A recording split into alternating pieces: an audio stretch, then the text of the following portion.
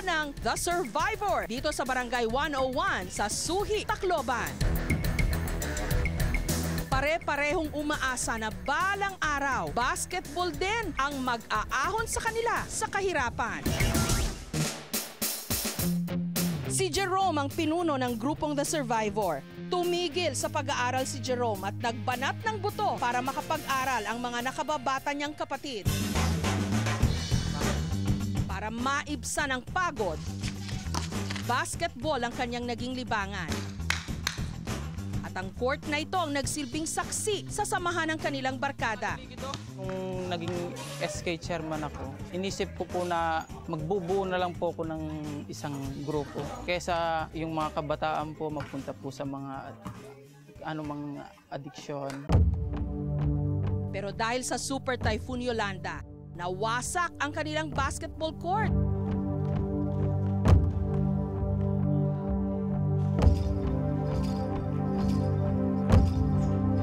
Ilan naman sa mga bakal na nagsilbing haligi ng istrukturang ito nabuwag.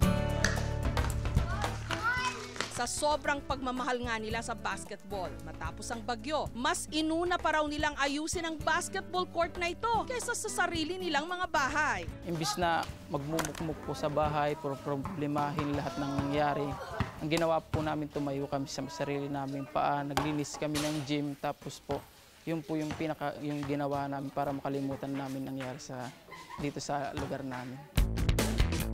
Para maibsan ang kalungkutan ng grupong The Survivor, may hatid sa kanilang sorpresa ang ating KMJS truck.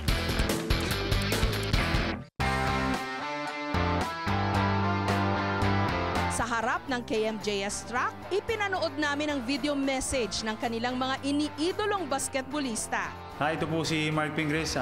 Gusto ko pong magpasalamat sa suporta nyo at gusto kong sabihin sa inyo na huwag kayong titigil sa paglaro ng basketball. Alam kong may mga problema minsan na dumating sa buhay natin, pero may kasabihan nga, may malakas man na bagyo, may panibagong araw. So tuloy-tuloy nyo lang yung paglalaro ng basketball at lagi kayong magkikinig sa magulang nyo. Hi, ako po si James Yap, sa mga nasalanta dyan sa bagyo na sa Yolanda. Huwag kayong mawalan ng pag-asa, and sana magdasal kayo kay God na tulungan tayo, tulungan kayo. Sana ipagpatuloy nyo pa rin yung paglalaro nyo ng basketball, and pagdating ng araw, malay ninyo na meron ding maging PBA player dyan sa lugar ninyo. Kumusta kayo mga bata? Kami, patuloy namin kayong isasama sa aming mga dalangin. Sana hanggat sa kaya namin makatulong, tutulungan namin kayo, especially kayo mga kabataan. Sana huwag kayong mawalan ng pag-asa dahil maayos din ang lahat. Kung meron man kayong mga ipahatig sa amin na matulong, sana huwag kayong mahiya na lumapit sa amin. Ang hindi nila alam, may gugulong pang sorpresa. Handog ng mga basketballista ang mga bolang may kani-kanilang autograph.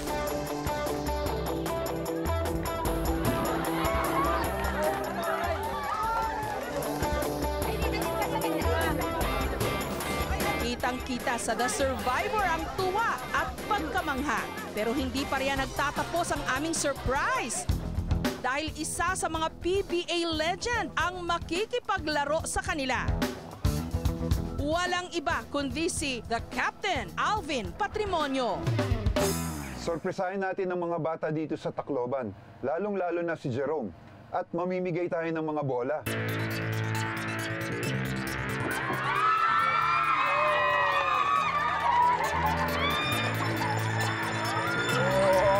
Si Alvin agad na nilapitan ang leader ng grupo na si Jerome, niyakap ang binata. Jerome, gusto kayo? Ready na kayo? Ready? Ayon kay Alvin, tila nahahawig daw ang kwento ni Jerome sa kanyang buhay nung nagsisimula pa lang siyang maglaro. Ganyan din, nakatsinelos din ako minsan, nakayapak, pero hindi ako sumusuko. Mas lalo akong tumatapang kasi araw-araw nakikita ko na nag-i-improve ako. Si The Captain Patrimonio nagturo ng kanyang basketball moves. Tapos ito, parang ito lang yung mag-guide para mas lalong dumiretso yung tira.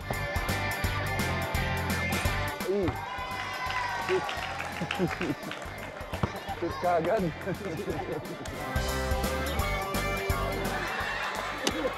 Mag-almusal ka na ba? Okay, good, good. Focus, concentrate. Gusto nyo may puwersa. Lakasan natin ang dribble. Diba?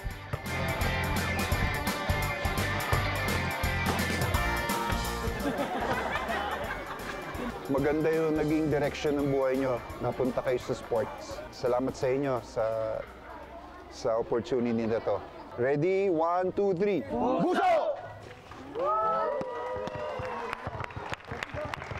Na, 1, 2, 3. Obe, nakakakompo, nakakaba na masaya po. Kasi minsan lang po pumunta dito yung mga ganun, tapos tuturo po sa amin ng mga drill. Tsaka nagpapasalamat din po kami. Kahit nakatsinelas sila, itong covered court nila, na tanggal na yung bubong. Pero tuloy pa rin sila ang laban. Na-surprise din ako kasi talagang sabik sila na makakita ng nanggaling sa PBA. Siyempre nag-aano rin ako na papaumanin din ako kasi hindi rin ngayon lang ako nakabisita dito sa Tacloban. Gustong-gusto ko talagang makabisita at makashare ng knowledge ko sa basketball.